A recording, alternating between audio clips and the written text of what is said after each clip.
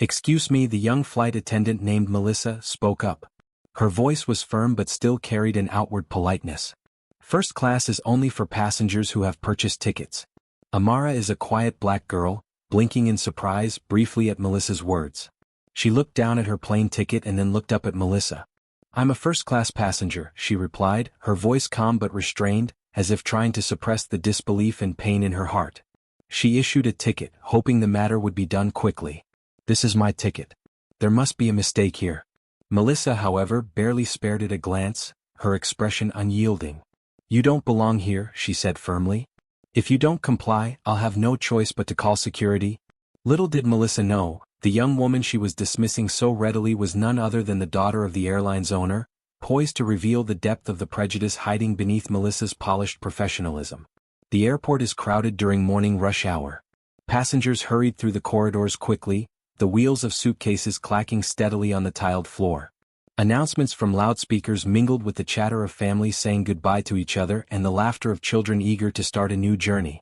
Amidst the crowded crowd, there was a figure that stood out not because of her loudness or flamboyance, but because of the gentle confidence she exuded. Amara Pierce clutched her first-class boarding pass, her fingers brushing its edges as though grounding herself in its tangible proof. She was a composed and reserved teenager, radiating a grace beyond her years. Today was more than just a trip, it was a celebration. She'd recently achieved something monumental, a full-ride scholarship to one of the top universities in the country. Dressed elegantly in a tailored outfit that combined youthful energy with effortless sophistication, Amara glided into the exclusive first-class lounge. Its ambience welcomed her with warm lighting, soft jazz flowing from hidden speakers and plush leather armchairs. Around her, other travelers sipped espressos, browsed newspapers and tapped away at laptops. Settling into a corner armchair, Amara set her phone and a latte on the table before her. Her gaze flickered to her boarding pass for what felt like the 100th time, not out of doubt but anticipation. This seat in first class wasn't merely a luxury, it was a symbol of achievement earned and well-deserved. As she scrolled through her phone, a notification from her father popped up. "About to board. Let me know when you're settled." Amara's lips curved into a small smile as she typed her response. "Almost there. I'll text when I'm on the plane." Her father, James Pierce, was more than just a proud parent. He was the owner of Skylink Airlines, the very company flying her today. However, his humility meant he never paraded his title, a value he'd instilled in Amara.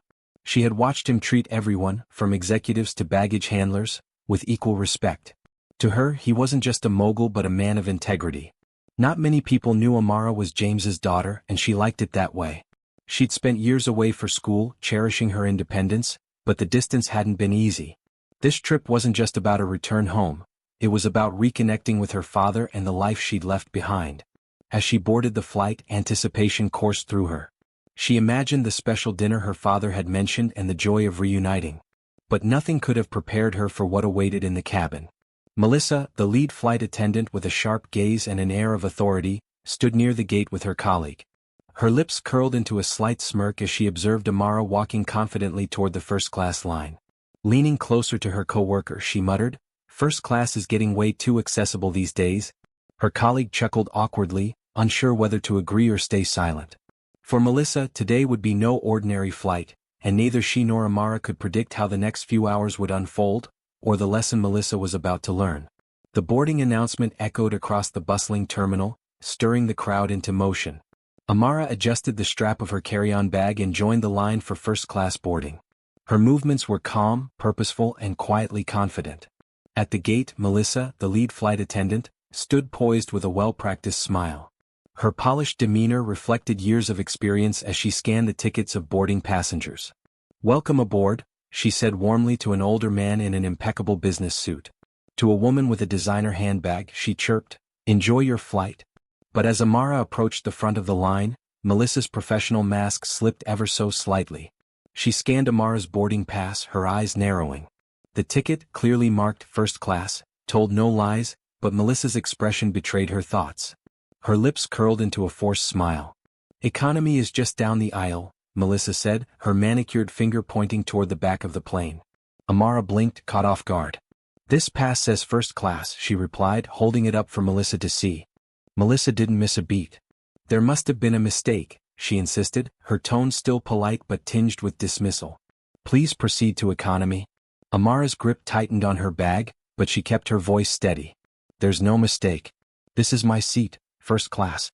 The line of passengers behind her began to shift impatiently, the subtle sounds of frustration growing louder. Melissa leaned in slightly, lowering her voice but not her condescension. Look, I don't want to cause a scene. Just head to economy so we can keep things moving. Imagine being treated unjustly because someone assumes you don't belong. What would you do? Amara refused to budge. With her head held high, she stepped onto the plane.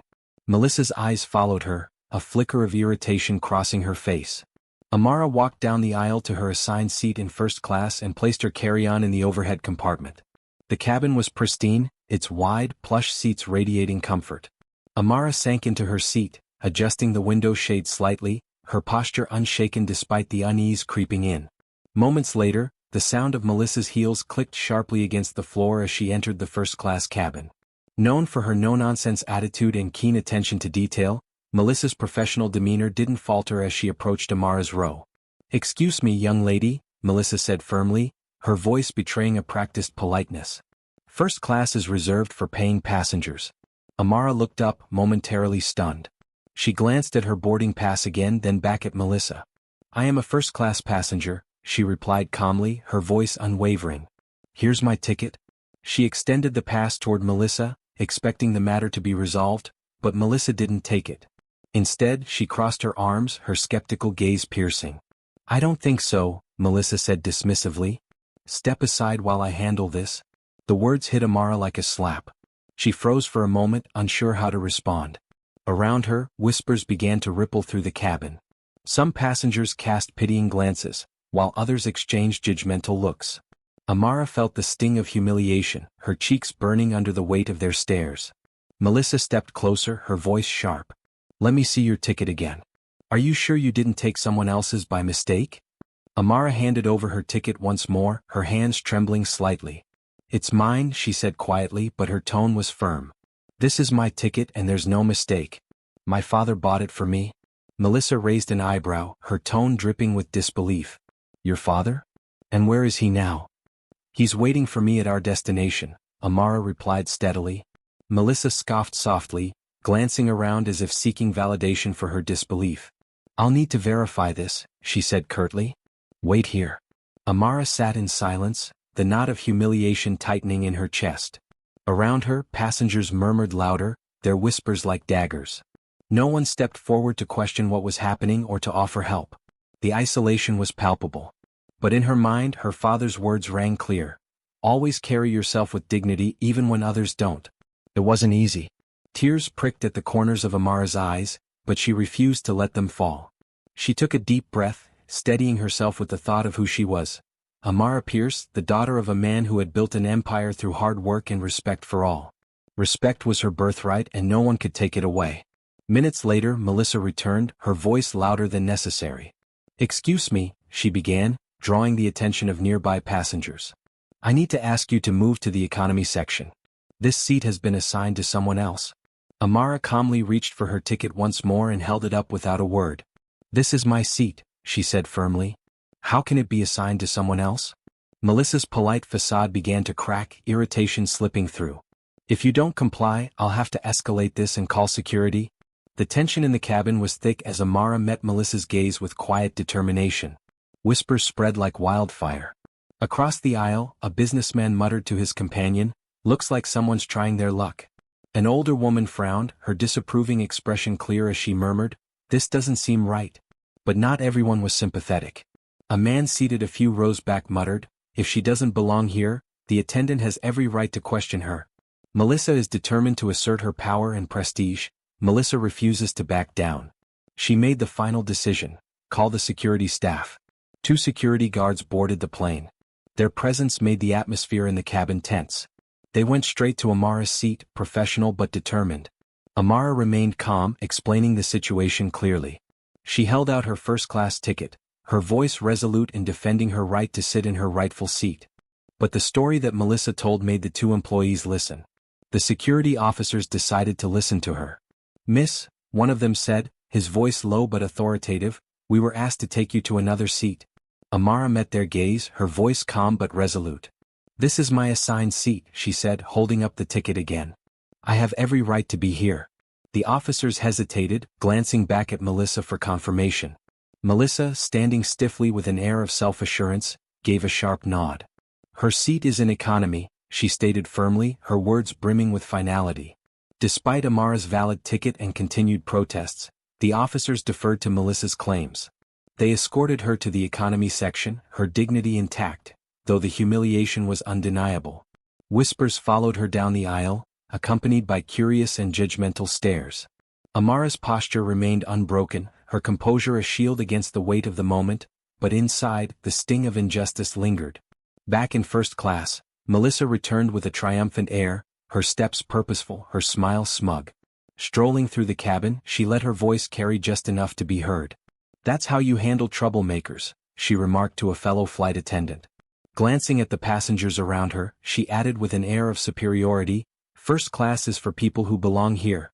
Meanwhile, Amara sat in her cramped economy seat, her expression calm but her hands lightly trembling.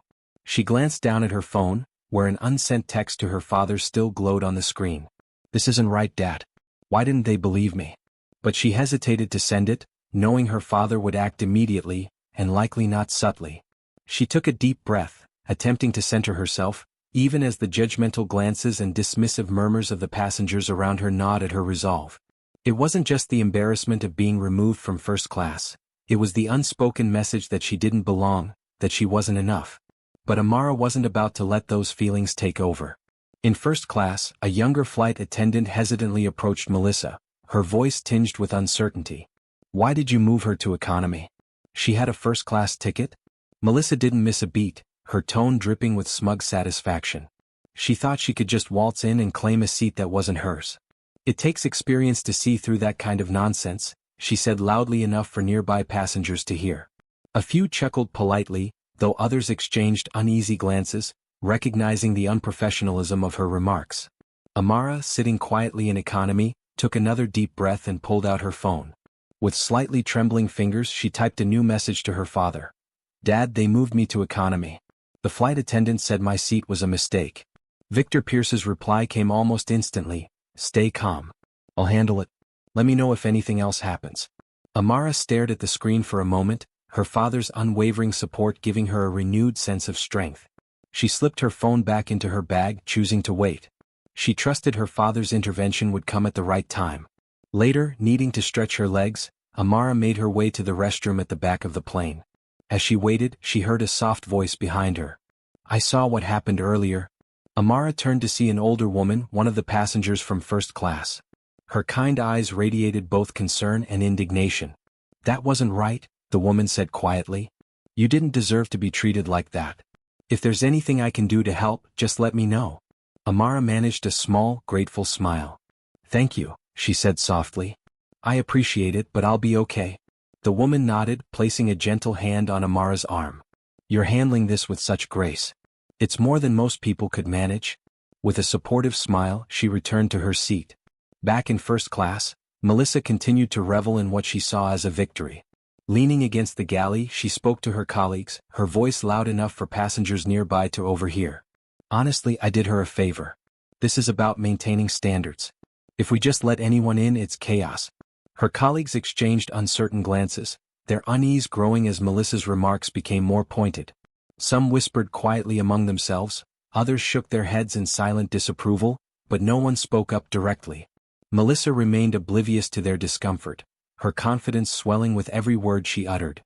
Meanwhile, Amara sat quietly in economy, her hands resting lightly on her lap. Outwardly composed, she gazed out the small window, her thoughts racing.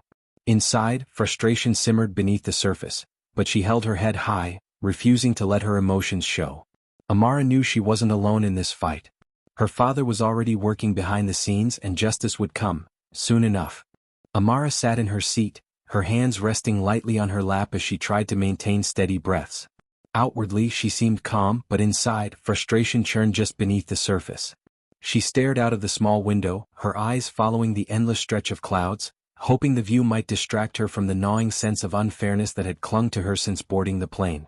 After a few moments she decided to do something simple to shift her focus, even if only temporarily. She reached up and pressed the small call button above her seat. The soft chime barely rose above the hum of the engines. Amara leaned back slightly, waiting patiently for a response. Several minutes passed, and Amara noticed other flight attendants walking up and down the aisle, tending to passengers with quiet efficiency. Yet no one approached her row. Finally, she spotted Melissa Harper, the lead flight attendant, making her way toward her section. Melissa's expression remained unreadable, her polished demeanor firmly intact. However, there was an unmistakable edge to her movements. Stopping abruptly beside Amara's row, Melissa's voice was sharp and devoid of warmth.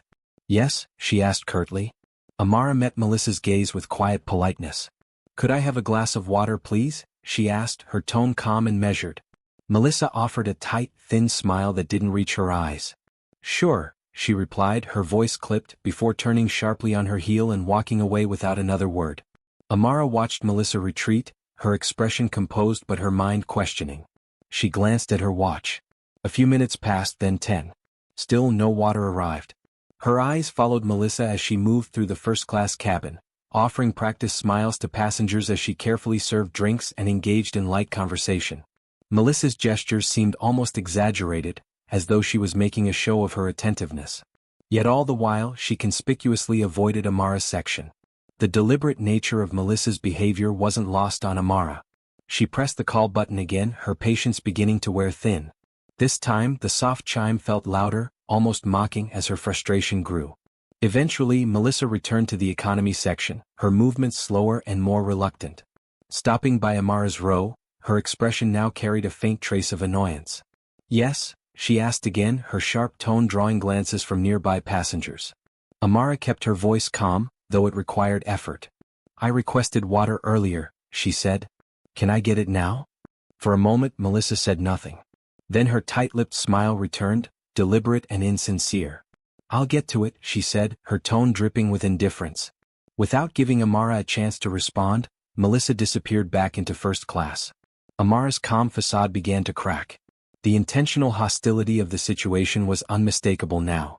She felt the sting of humiliation burrowing deeper into her chest. Her eyes darted around the cabin.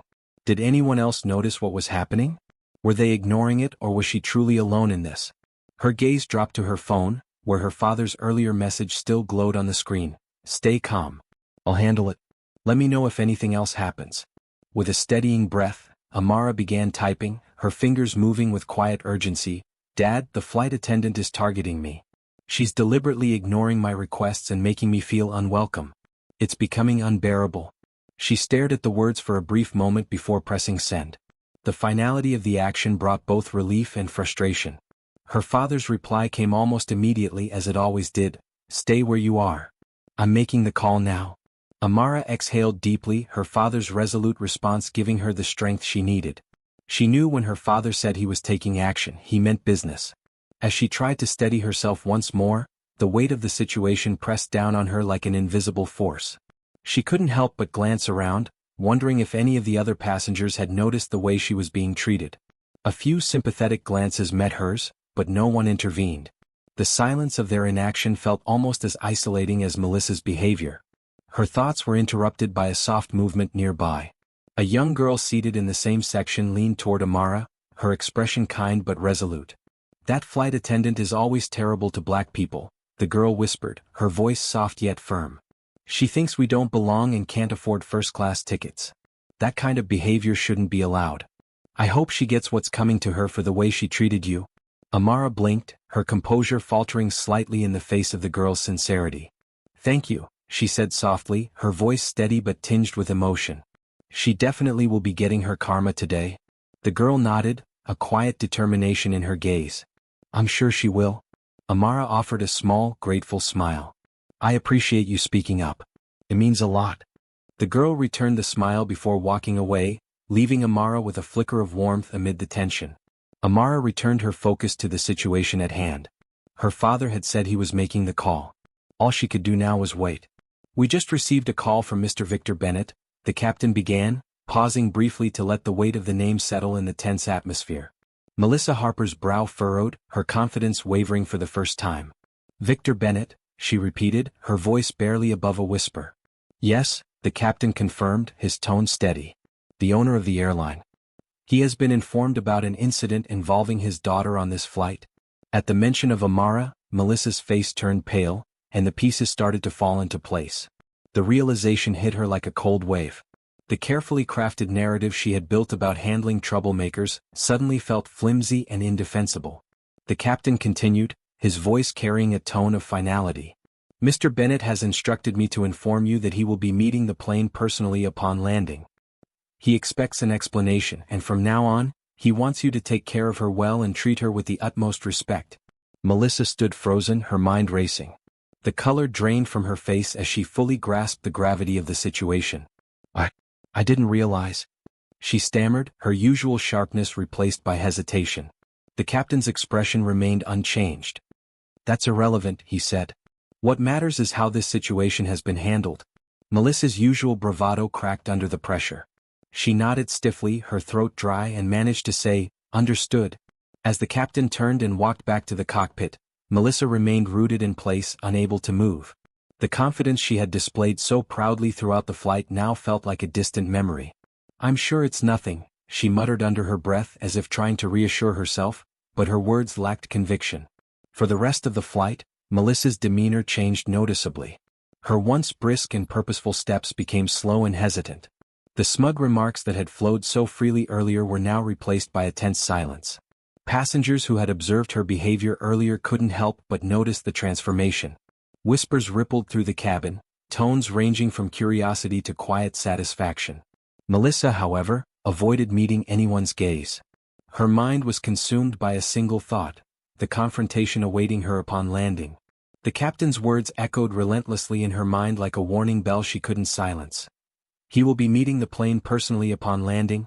Trying to maintain her composure, Melissa continued her duties. She picked up a tray to serve drinks, her hands trembling slightly. When she approached a first-class passenger, she forced a smile and asked, "Would you like a drink?" The passenger frowned, confused by her sudden change in tone, but accepted the drink without comment. Melissa's colleagues, who were accustomed to her assertiveness, exchanged curious glances. Melissa's unease was not merely internal, it began to affect her work. She misread passenger requests, delivered items to the wrong rows, and forgot orders she had just taken. Passengers noticed her frequent trips to the galley, where she lingered longer than necessary, gripping the counters as if to steady herself. Eventually, Melissa could no longer bear it. Her eyes flicked toward the economy section, where Amara sat composed and calm, quietly scrolling through her phone, a faint, knowing smile on her lips. The thought of Victor Bennett stepping onto the plane to address her directly without her making any effort to set things right was unbearable. Swallowing her pride, Melissa grabbed a tray and walked toward Amara's row, every step feeling like a trial. Stopping beside Amara's seat, Melissa awkwardly cleared her throat. "Miss Bennett," she began, her voice unusually soft. "Can I get you anything? A drink? A snack? Perhaps a hot towel?" Amara looked up, her expression neutral but her gaze sharp. "No thank you," she said, her tone polite yet distant. Melissa hesitated, the forced smile slipping slightly from her face. "Are you sure? Anything at all? Please just let me know." Amara shook her head. "I'm fine." The rejection stung, but Melissa wasn't ready to give up. Over the next hour she made repeated trips to Amara's row, offering everything she could think of, extra blankets, premium snacks, even a meal upgrade. Each time Amara declined, her responses always polite yet firm. The other passengers watched the interactions with growing curiosity.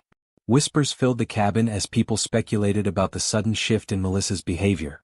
"She's never this attentive," one passenger murmured to their companion. "Something must have happened," another whispered, shaking their head. "I've never seen her like this." But Amara wasn't surprised. She knew the change in Melissa's attitude wasn't genuine remorse, it was fear. Each time Melissa approached her, Amara greeted her with the same composed smile, silently reminding her that her efforts to undo the damage were futile. Eventually, Melissa abandoned the tray altogether and approached Amara empty-handed. Her expression was strained, her usual air of authority replaced by a desperate need to resolve the situation. Lowering herself slightly to meet Amara's eye level, Melissa spoke, her voice trembling. "Miss Bennett," she began, "I just wanted to say I'm sorry for earlier. It was a misunderstanding on my part. I didn't realize." She trailed off, unsure of how to finish the sentence without incriminating herself further. "I hope we can just put this behind us."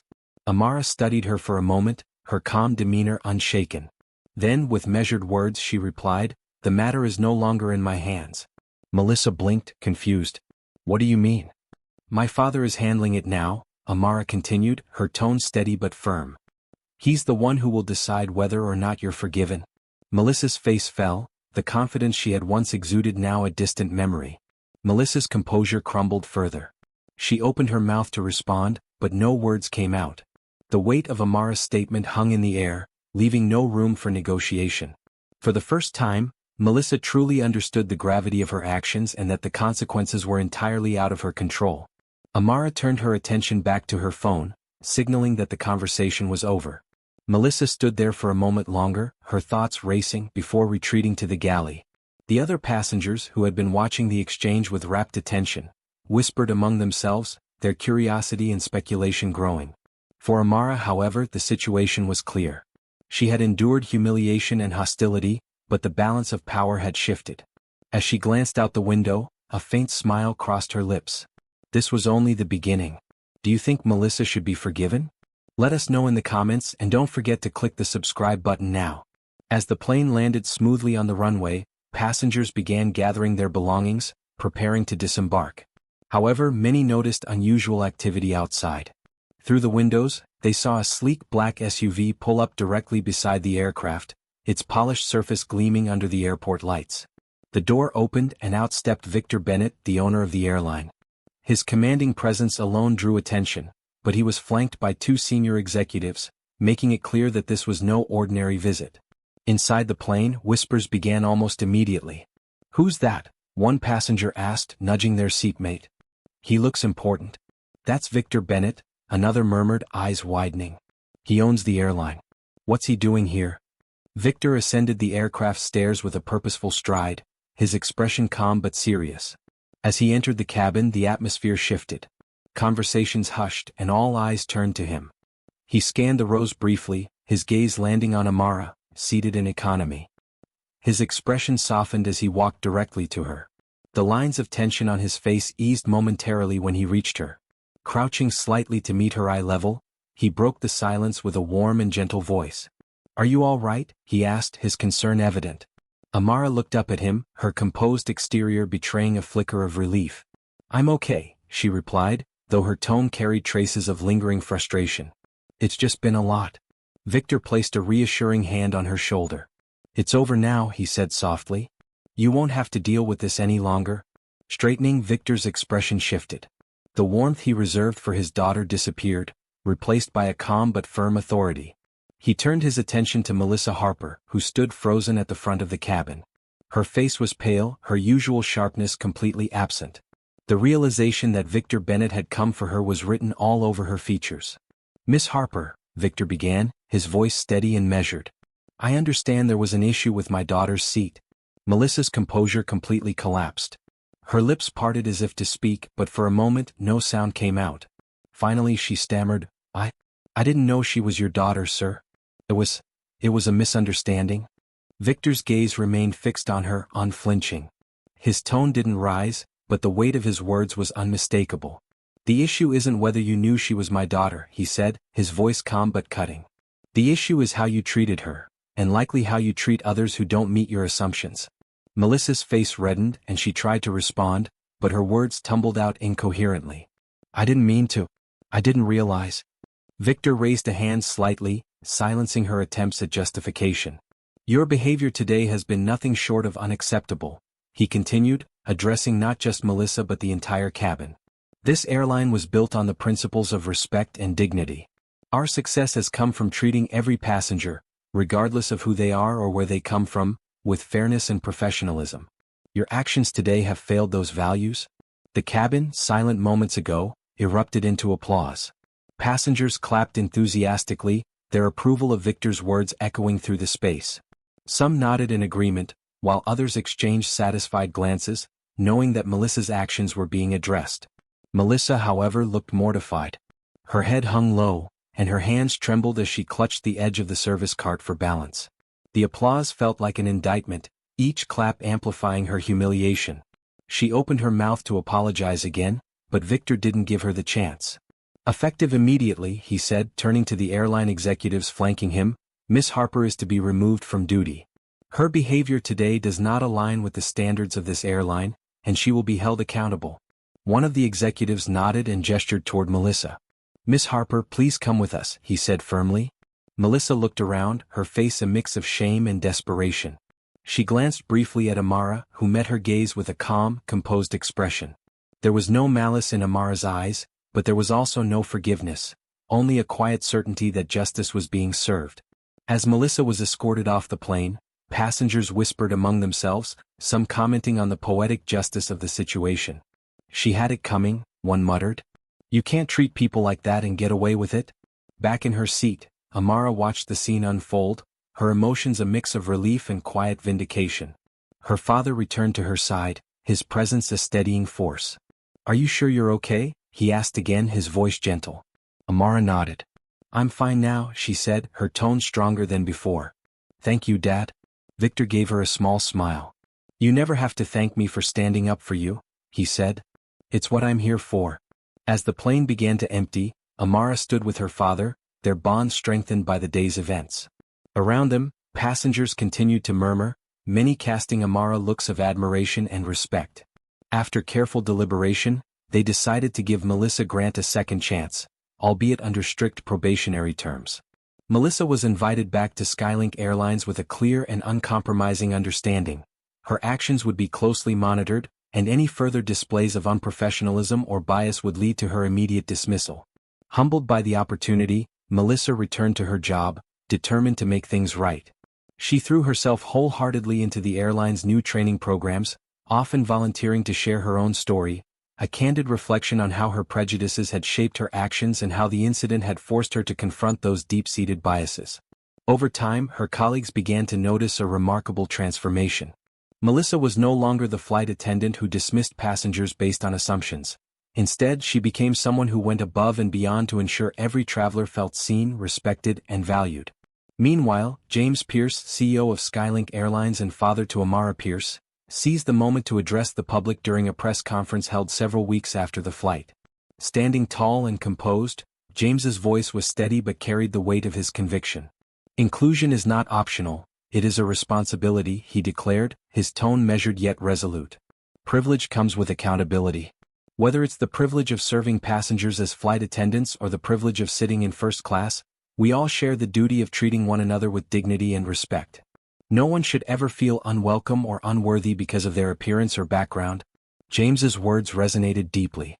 The story quickly went viral, sparking nationwide discussions on social media. Hashtags like #InclusionMatters and #RespectForAll trended for days as people praised James's leadership and transparency. Others shared their own encounters with discrimination, using the moment as a catalyst for broader conversations about fairness and accountability. For Amara, the experience became a defining moment in her life. Reflecting on the incident, she realized how much it had taught her about strength, resilience, and the power of standing up for oneself. Her father's unwavering support reinforced her belief that dignity and respect are non-negotiable values. Amara also saw the ripple effects of the event. The airline's revamped training programs, the meaningful online discussions, and even Melissa's personal growth all stood as evidence that change was possible. Though the ordeal had been painful, it was also empowering, a lesson in how courage and persistence could inspire transformation. Weeks later, Amara and James found themselves aboard another flight, seated together in first class. As Amara glanced around, she observed the crew working with precision and grace. Their movements were professional, their smiles sincere, and their interactions warm and respectful. Gone was any trace of hesitation or judgment, only the seamless service that Skylink Airlines had become known for. When a flight attendant approached to offer Amara a drink with a genuine smile, she returned the gesture with a quiet nod of gratitude. Glancing at her father, Amara's lips curved into a knowing smile. This flight was worlds apart from the last, and the difference was tangible. It wasn't just about the airline, it was about the confidence Amara now carried within herself. She knew she had emerged from the experience stronger, wiser, and more self-assured than ever before. Leaning back in her seat, a wave of satisfaction washed over her. Change, she realized, wasn't always easy, but it was always worth fighting for.